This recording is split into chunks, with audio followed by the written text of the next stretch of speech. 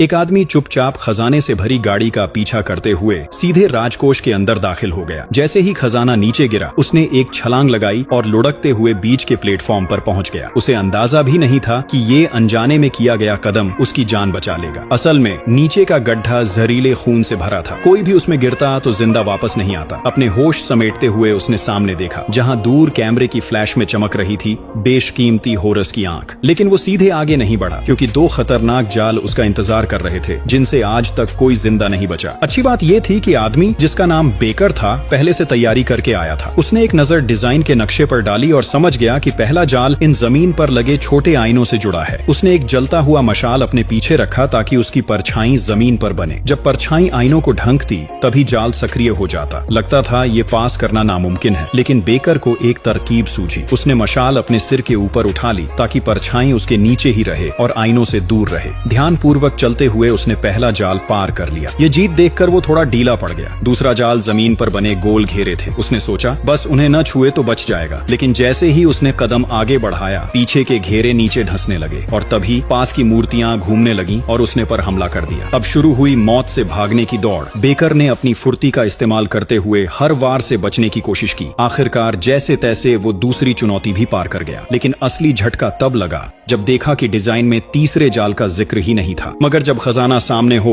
तो डर की गुंजाइश कहां। जैसे ही उसने कदम रखा, नीचे की ईंटें गिरने लगीं। अब बस एक ही चारा था, दौड़ो। वो पूरी ताकत से भागा और अंतिम क्षण में छलांग मारते हुए होरस की आंख को पकड़ लिया। पर जैसे ही उसने उसे छुआ, आवाज ने वहां छुपे बिच्छुओं को जगा दिया। मगर तभी होरस की आंख से तेज चमक निकली, जिसने बिच्छुओं को दूर भगा दिया। यूं बेकर ने अपनी जान जोखिम में डालकर आखिरकार वो रहस्यमयी खजाना हासिल कर लिया।